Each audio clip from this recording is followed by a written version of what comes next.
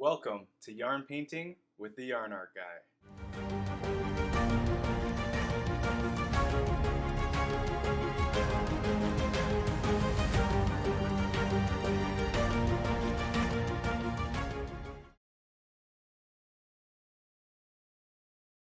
We're back for the second part of this two-part series for the Canada Day yarn painting. Last time we did a lot of sketching. Today we're going to finish off the sketching and really get down to the yarn painting. So let's head back to the workstation. Today we're going to start with our Canadian landmarks. One of the most known Canadian landmarks, the CN Tower. Did you know that the CN Tower in Toronto used to be the tallest freestanding structure in the world for over 30 years? At over 500 meters tall, it's still the tallest in the Western Hemisphere. Built as a communication tower, it's now an iconic monument of Canada. If you get a chance to visit, you have to walk on those glass floors, assuming you're not too afraid of heights, cause it's kinda scary. To honor Indigenous culture, we're gonna have to include a totem pole. You can't talk about Canada without talking about Indigenous culture, and one of the most iconic symbols of Indigenous culture in Canada are the totem poles. Not only do they look awesome, they're also used as storytelling tools. Carved from huge cedar trees, each figure on the pole represents a family, clan, or an important story. You might see animals like eagles, bears, or ravens, each carrying special meanings. They can honor ancestors, mark important events, or even tell cautionary tales. The head of the pole that inspired this sketch is an eagle, a symbol of wisdom, courage, and leadership. My hope is to be a leader in the efforts to create unity between the different peoples in Canada by showcasing their ingenuity and creativity.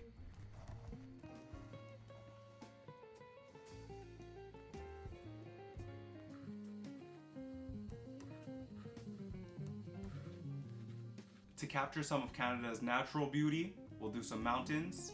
You know I had to capture some of Canada's natural beauty with a sketch of the Rockies. Stretching from British Columbia to Alberta, these mountains are full of jagged peaks and turquoise lakes that look unreal. As an East Coaster myself, I have yet to be able to see them. The trip to Banff National Park is definitely on the bucket list. And finally, the political heart of Canada, the Parliament Building. The Gothic-style Parliament Building, where Canada's laws are made. The Peace Tower stands at 92 meters tall. That's the tower with the giant clock. This is a symbol of Canada's democracy, history, and unity. Living in Ottawa is somewhere I love to visit, even though it's under construction and surrounded by cranes. It's still open to the public and a must-see on a trip to Canada's capital. To finalize this piece, we'll be working on the maple leaf.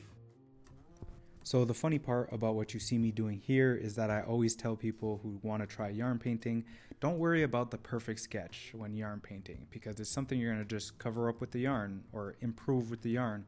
Well, for this piece, I wanted the flag to look exact, so I used my engineering skills to plot it out. This alone took me about an hour, but I'm happy with how it turned out. I'll include a hockey player, a lumberjack, and an Indigenous woman to capture the heart of Canada.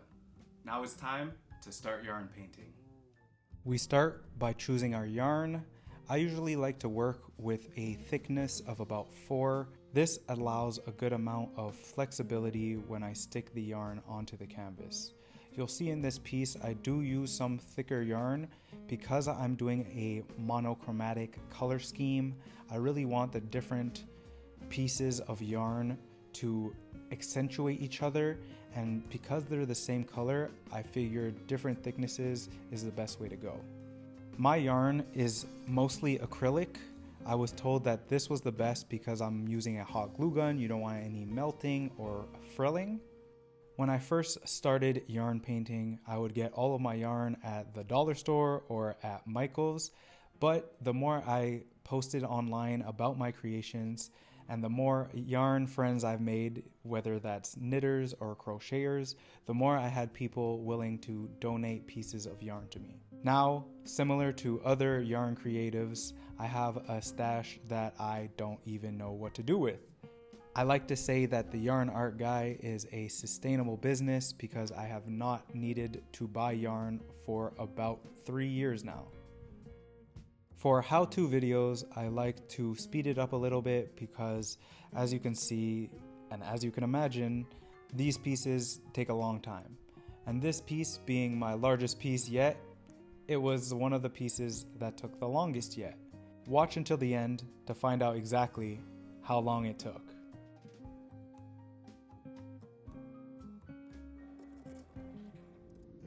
Depending on the effect I'm trying to get with the yarn, whether that's expressive eyes or sleek fur, I lay down the yarn differently. So when we work closer to the eyes, you'll see me put a lot of individual strands, but if you see me working on fur or skin, you'll see me do long flowing strands. People often ask me, do I burn myself using a hot glue gun? Or how do I avoid those strands that come with using a hot glue gun? What I tell them is always the same. Trial and error. The more you use a glue gun, the more you'll teach yourself techniques on how to avoid burning yourself and avoiding strands. For me, that means pushing the yarn onto the glue at an angle that protects my fingers. As for the strands, I think it's somewhat unavoidable, but when you finish your yarn painting, you could always clean up the piece afterwards. A technique that I found helped is pushing the glue gun against the canvas after each trail of glue. But like I said, some things are unavoidable.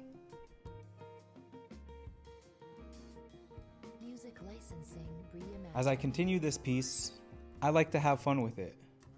When you first start yarn painting, you won't really know exactly what you're doing. But like any other craft or technique, you learn what works for you. I've done workshops with people, and the way that I think works the best doesn't work the best for them. So like any artistic endeavor, trust yourself, experiment, understand that your first piece will not be your best piece, but it will be a great starting point. And having that to look back on will definitely motivate you to continue forward. And maybe you're watching this video and thinking to yourself, I don't even want to try doing this. Well, that's okay too. My goal in showing my art is really trying to get people to think, maybe I can work on something different. Maybe I could try a different medium and create something cool, or find a passion that then develops into a fun creative project. For me, it turned into a business. So you really never know what can come out of creativity. And worst case, you have a fun story to tell and a fun activity to try with others.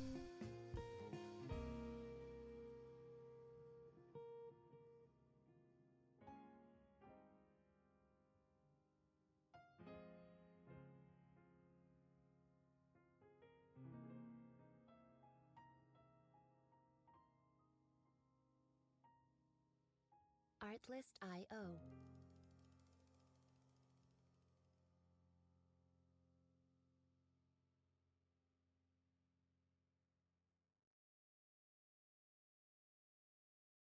Finally, after over 45 hours of yarn painting, I can present to you my Canada Day piece. Since I'll be moving out of the country for the next 3 years, this is my love letter to Canada, the country that I grew up in, the country where I learned how to play hockey, where I learned how to be polite. Thank you, Canada, for everything. And make sure to follow along for more yarn paintings, more larger creations. No matter where I am in the world, I'm going to be creating spectacular yarn creations for you guys. Find all of my work at yarnartguy.com, which includes prints of different sizes and prints of the Canada Day piece.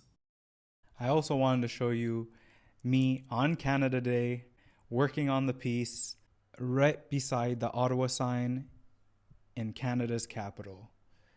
where people would stop, tell me what they think, and share their stories about their life all around Canada. Thanks for watching, and see you in the next video.